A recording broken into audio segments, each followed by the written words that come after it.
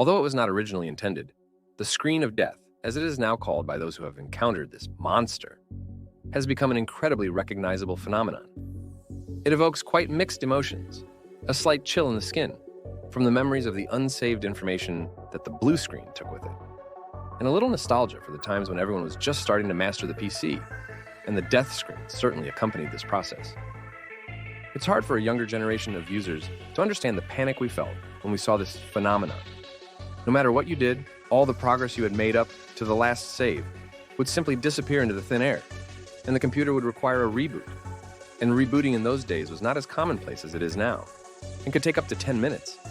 Even though these times are far in the past, the blue screen is still a symbol of something not working or some kind of failure. Let's dive a little deeper into the history of this phenomenon and remember how it used to be. At that time, BSOD had not yet acquired its characteristic blue color. Therefore, users saw just a black screen. But at that time, this blue appeared when you performed the Ctrl+Alt+Delete command. And it was this blue that inspired the following death screen interface.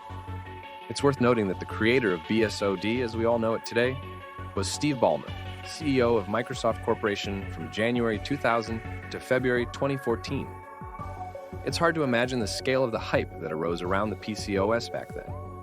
An analogy can only be drawn with the hype around touchscreen phones at the dawn of their emergence, and the excitement around the early versions of the iPhone. In the 90s, people rushed to stores in droves and were delighted with literally everything. Of course, except for our good old death screen. In its early versions, BSOD provided almost no information about the cause of the breakdown and the solution.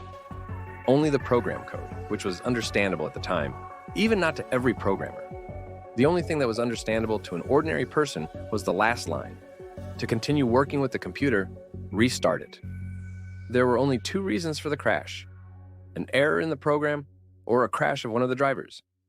There were only two reasons, but there were a million problems.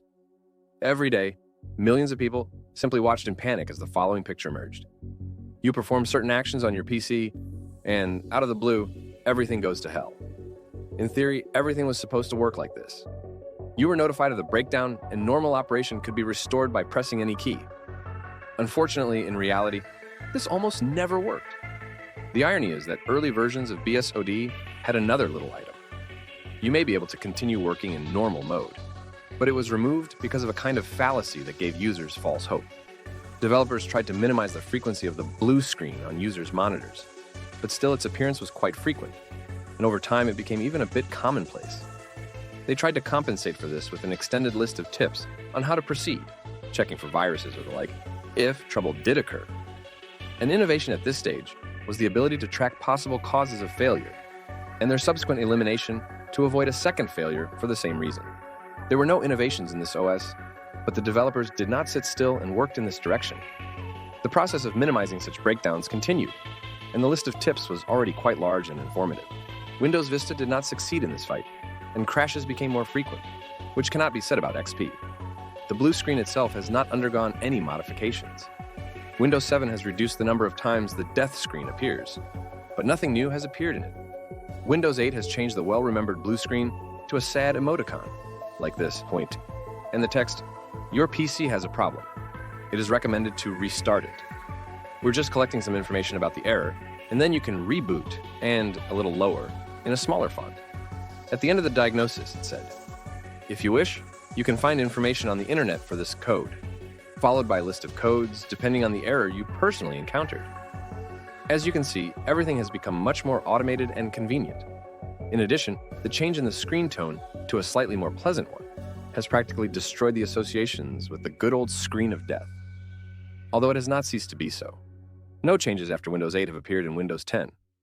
We still remember the most iconic computer-related prank. Its founder was sysinternals, which, by the way, was later acquired by Microsoft. The prank itself consists of launching an application that simulates the very big and terrible blue screen of death and terrifies inexperienced users.